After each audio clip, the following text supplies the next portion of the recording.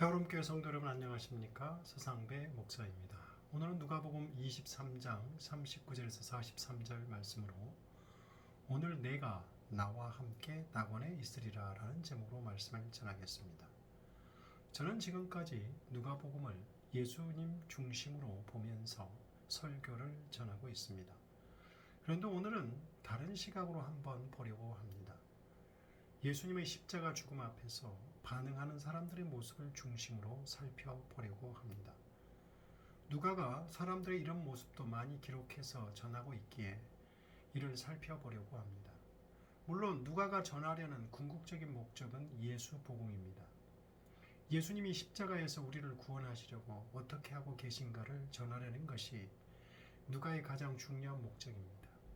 그런데 그 예수님의 십자가를 바라보고 반응하는 사람들의 여러 가지 반응도 많이 기록했으므로 이를 그냥 넘어가는 것보다는 한번 살펴보려고 합니다. 첫 번째, 유대 종교 지도자들의 반응입니다.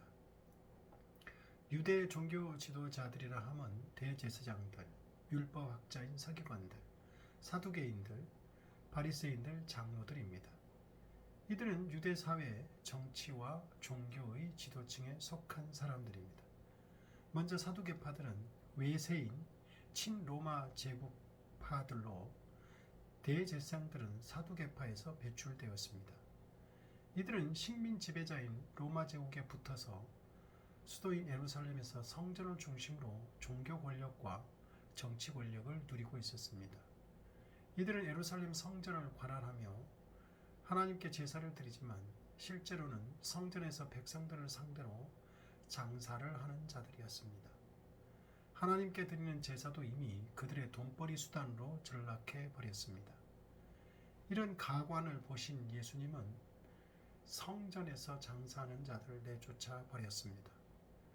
이에 대제사장들과 사두개인들은 자신들의 장터를 어지럽히는 예수님을 죽이기로 한 것입니다.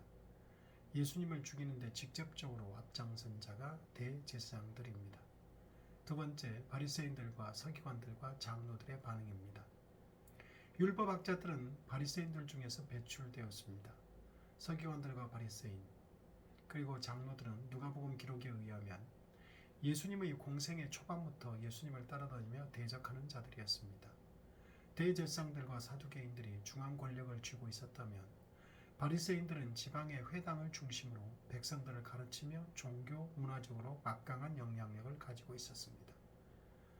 예수님이 갈릴리 지방을 중심으로 활동을 하셨기 때문에 백성들이 따르는 예수님으로 인해 자신들의 입지가 흔들리자 처음부터 예수님을 대적했습니다.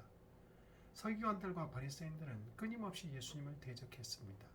그들은 율법에 능통하고 백성들을 가르쳤지만 자신들은 가르침대로 살지 않는 위선자들이었습니다. 세리나 약자들을 정죄하고 비난하면서 자신들은 깨끗한 척하는 자들이었습니다. 심지어 기도할 때도 위선적이었고 타인들을 정죄하고 자신들을 자랑하는 자들이었습니다. 이들은 이런 모습으로 인해 예수님께 심한 책망을 많이 들었습니다. 대제사장들과 사두개인들 그리고 바리새인들과 서기관들은 신학적으로 서로 상반되었고 정치적으로도 경쟁 관계에 있었으나 예수님을 시험하고 죽이는 데는 너무도 쉽게 친구가 되었습니다. 이런 그들의 행태는 총독 빌라도와 분봉왕 헤롯도 마찬가지였습니다. 누가복음 23장 12절 헤롯과 빌라도가 전에는 원수였으나 당일에 서로 친구가 되니라. 세 번째, 백성들을 포함하는 무리들의 반응입니다. 정치 권력자들인 빌라도, 유대 종교 지도자들, 헤롯왕을 움직이는 여론을 형성하여 실제로 예수님을 십자가에 못 박게 만드는 사람들이 있습니다. 그들을 누가는 불특정 다수를 가리키는 무리라는 말로 표현했습니다. 백성들은 예수님이 잡히시기 전까지는 분명히 예수님에 대하여 매우 호의적이었습니다. 백성들이 예수님의 가르침을 받고 따랐기에 유대 지도자들은 예수님을 체포하는데 예를 먹었습니다. 총독 빌라도도 예수님을 따르는 백성들의 눈치를 보느라 여러 번 예수님을 석방하려고 했습니다.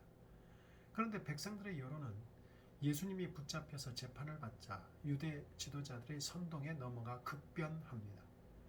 그리고 무리들은 계속해서 예수님을 십자가에 못 박으라고 외칩니다. 대세에 따라 급변하는 백성들의 여론입니다.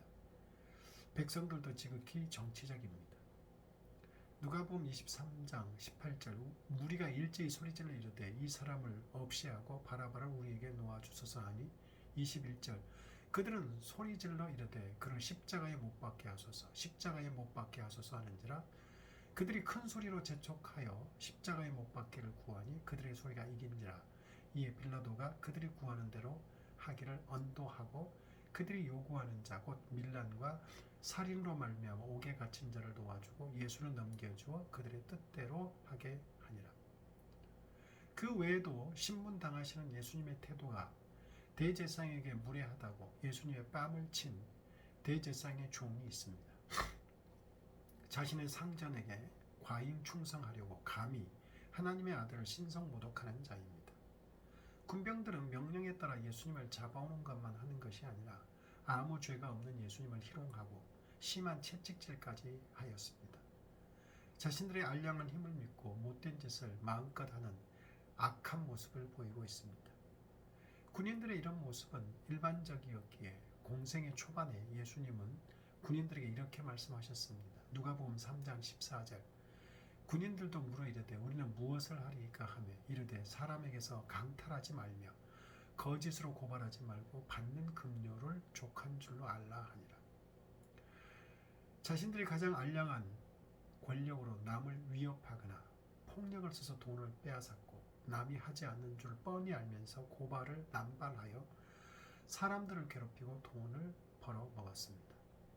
그런데 예수님의 십자가 죽음 앞에서 사람들이 이렇게 이기적이고 악한 반응 속에서도 사뭇 다른 반응을 보이는 사람들이 종종 나타나고 있습니다. 먼저 구레네 시몬입니다. 예수님이 십자가를 지고 가다 지쳐서 쓰러지자 군병들은 시골에서 예루살렘으로 올라오던 구레네 시몬을 붙잡아서 강제로 그에게 십자가를 지웠습니다. 얼떨결에 봉변을 당한 구레네 시몬은 아무 말 없이 예수님의 십자가를 대신 지고 골고다 언덕의 처형장을 향해 가는 예수님의 뒤를 쫓았습니다. 하나님의 아들 예수님의 십자가를 잠시나마 대신 진 사람은 구레네 시몬이 유일합니다. 예수님이 연약해진 순간에 그분의 십자가를 대신 칠 수 있었던 것만큼 인간이 영광스러운 일이 또 없을 것입니다. 물론 군병들이 강제로 십자가를 지웠기에 어쩔 수 없었을 것이지만 구레네 시몬의 순종은 다음과 같은 예수님의 말씀을 가장 잘 따른 예가 되었습니다. 마가복음 8장 34절 무리와 제자들을 불러 이르시되 누구든지 나를 따라 오려거든 자기를 부인하고 자기 십자가를 지고 나를 따를 것이니라. 구레네 시몬은 그때 예수님의 십자가를 자기 십자가로 진 것입니다.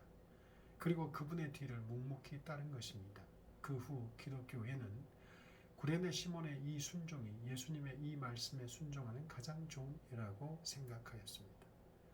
다음으로 십자가를 지고 가는 예수님의 모습을 보고 가슴을 치며 슬피 우는 여인들의 반응입니다. 백성들은 순식간에 대세를 따라 예수님을 십자가에 못 박으라고 한 목소리로 소리질렀습니다. 결국 백성들의 여론의 눈치를 본 빌라도의 결정으로 예수님은 십자가의 처형을 당하는 길을 가고 있습니다. 그런데 정치 권력자들과 여론의 대세를 개의치 않고 십자가를 지고 가는 예수님을 위해 가슴을 치며 슬피 우는 사람들이 있었습니다. 슬피 우는 그들에게 예수님을 위해 울지 말고 너희와 너희 자녀를 위해 울라고 가르쳐 주셨습니다. 그 이유도 상세하게 가르쳐 주십니다. 진정으로 그들을 안타깝게 여기고 아끼시기 때문입니다. 그리고 십자가에 달린 두 강도의 반응입니다. 한 강도는 이렇게 반응합니다. 누가복음 23장 39절 달린 행악자 중 하나는 비방하여 이르되 내가 그리스도가 아니냐 너와 우리를 구원하라 하되 내가 그리스도가 아니냐라고 말하는 것으로 보아 이 죄수는 유대인으로서 종교적인 의미로 예수님을 모욕하고 있습니다. 예수님의 치욕당함을 마지막까지 더하고 있습니다. 이미 함께 십자가에 못 박혀 있는데 굳이 비방하며 모욕할 이유가 있었을까? 의아합니다만 그의 다음 말인 너와 우리를 구원하여서 그리스도임을 증명해 보라는 말을 통해 그 이유를 추측해 보면 그는 마지막까지 삶에 집착해서 그런 것 같습니다. 마지막까지 살고 싶었던 것입니다. 다른 한 강도의 반응은 정반대로 그를 꾸짖으며 자신의 죄를 인정하며 자신이 받는 형벌을 당한 것으로 자신이 받아야 될 형벌을 당하는 것으로 받아들였습니다. 제대로 회개하고 있습니다. 그리고 예수님의 죄 없음과 옳음을 인정합니다. 마지막으로 당신의 나라에 임하실 때 나를 생각하소서라고 간구합니다. 죽음을 앞에 둔 죄수의 고백은 매우 종교적이고 종말론적인 성격을 띠고 있습니다. 특히 이 죄수는 죽음을 눈앞에 둔 시점에서 이와 같이 소망적인 고백을 하였다는 점에서 깊은 의미를 시사합니다. 당시 대다수 유대인들은 지상적이고 정치적인 메시아를 기다렸고 예수님의 십자가 처형을 보고 그러한 기대가 무산되고 말았지만 이 죄수는 죽음 너머에 영존할 어떤 것으로서의 메시아 왕국을 바라보았던 것입니다. 이 죄수는 예수님 안에서 신적인 메시아상을 보았을 뿐만 아니라 나아가 초월적인 메시아 왕국의 도래와 관련하여 십자가에 달린 예수님을 보았던 것입니다. 마지막까지 자신의 삶에 집착해서 예수님을 종교적으로 모욕하고 비방하던 한 강도와 달리 십자가에 매달려 죽어가는 고통 속에서도 자신의 죄를 인정하고 회개하며 예수님을 제대로 바라보고 죽음 너머에 영존하는 메시아 왕국을 바라보는 다른 강도의 놀라운 반응입니다. 회개한 죄인은 예수님께 종말의 구원을 부탁했지만 예수님은 종말의 구원을 앞당겨 오늘 낙원을 약속하셨습니다. 이러한 사실을 통해 알 수 있는 것은 그리스도의 백성이 된 사람에게 죽음이란 그 순간에 예수님과 함께하는 행복한 낙원의 상태라는 것입니다. 그리고 진실로 자신의 죄를 인정하고 회개하는 죄인에게 구원의 나라가 임한다는 것입니다. 예수님의 십자가 죽음 앞에서 다양한 인간 군상의 반응들이 있음을 누가복음을 통해서 살펴봅니다. 자신의 의롭지 못한 권력이나 재물을 지키려고 하나님의 아들을 십자가에 죽이려고 단합하는 모습, 타인을 정죄하고 비방하던 자들이 예수님마저 죽이고 죽어가면서까지 비방하는 모습을 보았습니다.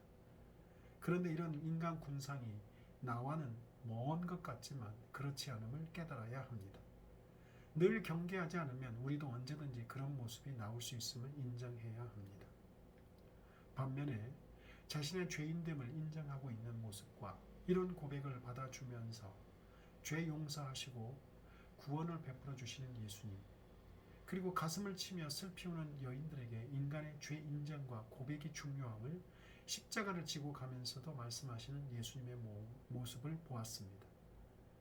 그리고 이 생에 비참하고 고통스럽게 죽어가면서도 메시아이신 예수님을 제대로 바라보고 죽음 너머에 있는 영원한 메시아 왕국을 소망하는 강도를 보며 우리의 믿음과 소망이 어떠해야 하는가를 알게 됩니다. 기도하겠습니다. 하나님 아버지, 예수님의 십자가 죽음 앞에서 다양하게 반응하는 인간 군상들을 살펴보았습니다. 하나님 아버지, 십자가에 죽어가면서도 예수님께 죄를 인정하고 고백하며 예수님을 진정한 신적인 메시아로 믿고 고백하며 영원한 하나님의 나라를 바라보았던 한 강도와 같은 믿음을 우리에게 허락해 주시옵소서. 수많은 유대인들이 현세적이고 지상의 정치적인 권력자인 메시아를 원했다면 이 강도는 진정한 메시아가 어떤 분인가를 보았습니다. 우리가 당시의 수많은 유대인들처럼 현세적이고 지상적이고 정치적인 메시아와 그러한 믿음 생활을 하지 않도록 도와주시고 하나님을 제대로 알고 믿고 예수 그리스도를 제대로 주로 고백하는 우리의 신앙을 허락해 주옵소서.